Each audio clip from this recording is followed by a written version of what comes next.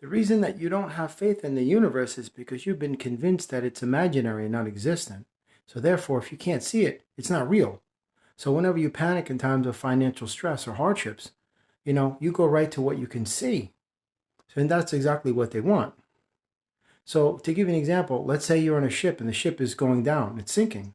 So you want to see, you want to see life preservers, a lifeboat, all that stuff. That's what's going to satisfy your anxiety to say, okay, we're going to be safe. But if your angels say, have trust, don't worry about it, you're going to get off there and everything's going to be okay, let us work it out, and you can't see anything, you're not going to trust them because everything that you have as far as faith is based on your five senses. And the universe doesn't operate in the limited spectrum of those five limited senses, those five physical senses that only detect the system, the matrix, the environment that you operate in a physical level. That's the lowest and slowest vibrational field of energy there is in this astral plane. So that's the reason why you don't have faith in something, because you've been told that it doesn't exist because you can't see it. That's why they told you seeing is believing.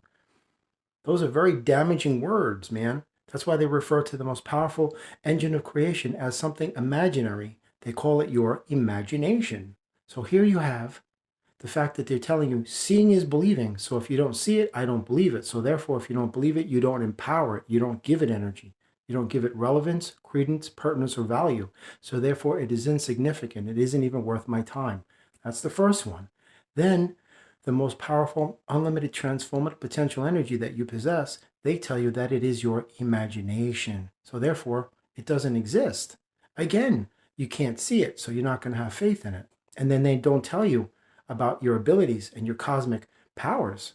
So then that's absent from the equation. So what does that leave you with? Where are you left after all of this is said and done? Plugged into them. And that's how they control you. This whole video channel is based on you releasing that system and letting go of what the physical eyes can see, and just know that there are things operating beyond that spectrum of observance, of physical observance, your limited eyesight. You can have 20/20 eyesight and be blinded to the reality of the universe. It's just that simple.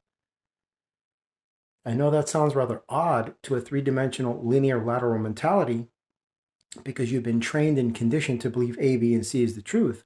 But ladies and gentlemen, boys and girls, brothers and sisters, A, B, and C is the biggest lie they've been selling you since day one.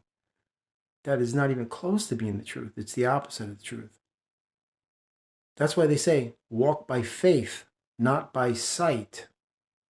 If you truly know Source, then Source has got your back. So this is where the real test comes in, doesn't it? Just because you can't see something doesn't mean it doesn't exist. I always use the wind as an example. This is where you really have to let go and let your intuitive senses guide you, not your moral compass or your linear lateral mentality or the prudent, pragmatic, analytical, figurative mind, because that will always get you into trouble. This is where you have to learn to teach yourself to just release what the five senses can detect, because that is the illusion. The actual reality are the things you cannot see, because you are not physical, you are cosmic. And the physical mind is a part of the physical vibrational field of the matrix. That's why it panics when it gets into situations that it can't comprehend or rectify with something tangible, something visible. It's like reaching for a life preserver that you can't see, but you have to just say to yourself, I know it's there, even though my eyes cannot detect it. This is a visceral, palpable, and surreal experience, what I'm referring to. This exceeds the limitations of your five physical senses and your mortal comprehension. This is where you just let go of all of that, because you are not the body. This earth is not your home. This life is an illusion. This is where you really have to embrace the evolution of your consciousness. This is where your awakening begins. That you have to say to yourself, even though my five senses see this and detect it, I know it's not real. That's when you start separating yourself from the illusion. And that is a beautiful thing. It isn't an epiphany. It is the catalyst of your awakening. The seeds have been planted. Now you have to nurture them, and you have to cultivate them in order to harvest them, to reap what you have sown. and don't stop, because the universe does not handle vacillations very well. Vacillations tend to confuse the universe. You are either all in or you're not. It isn't a part-time, occupation. You have to show up to your own life 100% of the time. It's just that simple.